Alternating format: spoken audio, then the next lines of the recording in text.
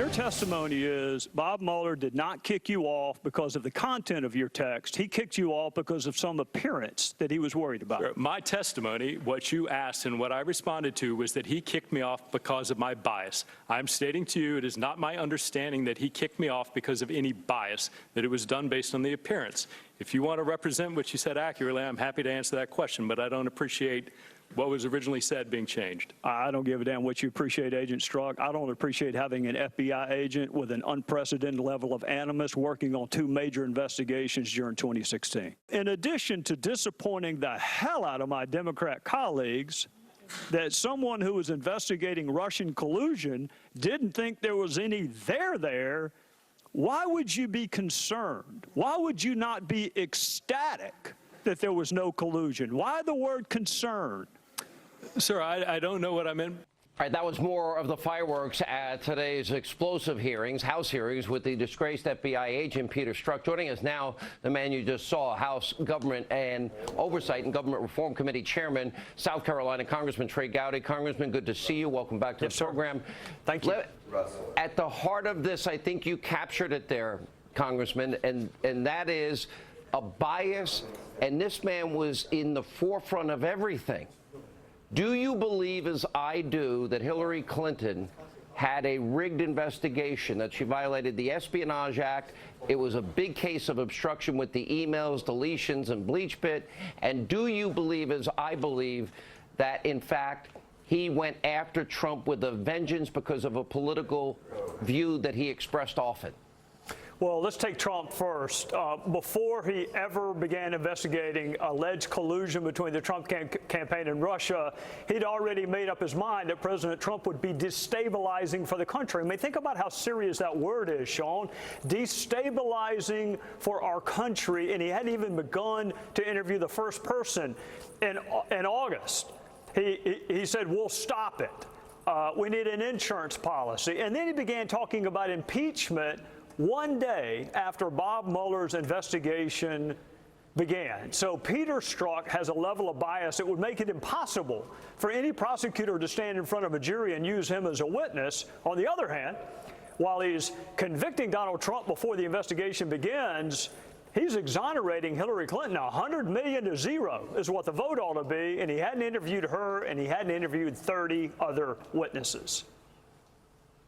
Congressman, did you believe his explanation as it relates to his text messages? I did not believe it. I do not believe the American people believe what they saw today. No, the only people who believe his explanation are the 30-some-odd Democrats.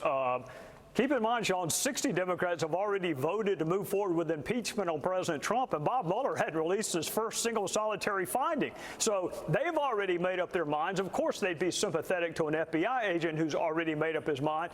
He's the only person in America who doesn't think he was biased. He's the only person in America that does not understand how incredibly detrimental those texts are to any kind of serious investigation. So, look, I spent 10 hours with him 2 weeks ago, about an equal amount of time today. He just doesn't, he thinks what his personal opinion is what the rest of us call bias. Well, yeah, I guess that's where the smelly people will go to Walmart. And as I mentioned in my monologue tonight, I happen to be one of those people. I like Walmart, and I like Kmart, and I like Costco's, and I like Target. And you can get everything you want there, and you get a pretty good deal at every one of those places. But the more important question, if I remember correctly, you were a prosecutor and you never lost a case. Am I correct in that, sir? I was definitely a prosecutor, yes, sir. I had some good cases. And you never lost a case? I had some very courageous victims and some good cops. So what I want to ask, and this is really important, what I am worried about more than anything else here, if Hillary Clinton is allowed to take things that are subpoenaed and delete them, use bleach pit on the hard drives, have AIDS breakup devices and hammers, and remove SIM cards, and move the Espionage Act, you cannot mishandle or destroy classified or top secret information. Both those things happen. He wrote an exoneration with, of course, the FBI Director Comey in early May. They didn't interview her till July 2nd. She was exonerated on July 5th. That to me, you've been involved in these things. Do we have equal justice under the law? Do we have equal application of our laws? No, and that's what frustrates people. That's what frustrates your viewers who wonder, well, would that happen to me too? Would the director of the FBI announce my innocence before 20-some-odd interviews have been done, including my own? And keep this in mind too, Sean, they were really clear when they went into her interview. She's not going to be charged with anything unless she lies. So the mishandling of classified information, she was never in jeopardy from that, even before they interviewed her. So, look, I think everybody would like that deal, that the FBI is going to come talk to me, and the only thing I got to do is tell the truth. Yes, I robbed the bank. Yes, I kidnapped this person. Yes, I committed bank fraud. All you got to do is tell the truth, and you're going to get out of jail free. Converse that with the fact that Donald Trump, not a single solitary witness had been interviewed before Peter Strzok is promising to stop him from ever becoming president. That is a dichotomy that erodes public trust in our justice system and in our law enforcement. I'm going to have Jim Jordan on the program after, who also had a chance to question Peter Strzok today. When you add the FISA abuse questions that he was asking, I call this the single biggest abuse of power corruption scandal in American history. Let's stay on what you were just talking about. Was Peter Strzok and others, were they abusing their power in an attempt to impact an American election in a way that they saw fit to help one candidate and hurt another candidate? And what does that mean if that can happen in the United States of America, Congressman? Well, a politicization of law enforcement is the end of us. If we begin to view that blindfolded lady holding a set of scales as really having an R or a D on her breastplate, if that's where we are, then we're finished as a republic.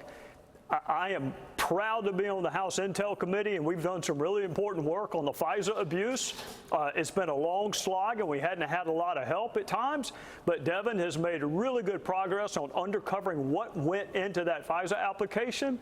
So I don't know. I know this. I know that there were lots of things that should have been in that application that was presented to the judge that were not. And I know that they decided not to charge her before they interviewed 30 fact witnesses. So if that is not a dichotomy, that we're going to withhold exculpatory information in this case, and we're going to withhold any prospect of prosecution in that case, I don't know how anyone cannot be left with the conclusion that if your name is Clinton, you're going to be treated differently than if your name is Jones or Smith. What you're saying, Congressman, is really scary to me and should frighten every American. I want to ask you one last question. What now? I mean, Hillary Clinton had a rigged investigation. I think the evidence is overwhelming and incontrovertible for obstruction and for the Espionage Act and a number of statutes we laid out here. What happens to her, and what happens to the people that were involved in the exoneration before the investigation to impact a presidential election? Never mind lying to 4 FISA judges to get warrants to spy on Americans and opposition party candidate representatives. Well, Sean, this is where I get myself in a little bit of trouble, because all of the principal decision makers now were put in place by President Trump. Jeff Sessions, Rod Rosenstein, Chris Wray. It's no longer Loretta Lynch and Eric Holder and Jim Comey. I mean, it's our folks. So if they have uncovered systemic abuse or any potential criminality, they have an obligation to prosecute it. My fear is when you have the head of the FBI stand up in front of the entire world and exonerate her the way Jim Comey did, I don't know a prosecutor in the world that is good enough to win that case. So our opportunity to find out whether or not she violated the Espionage Act, I think Jim Comey ruined that. They ruined it by not interviewing her seriously, and then they ruined it by that unprecedented press conference. So we'll never know the answer to your question. All right, Congressman, profound words. I hope the American people are paying very close attention. I think you did a great job today.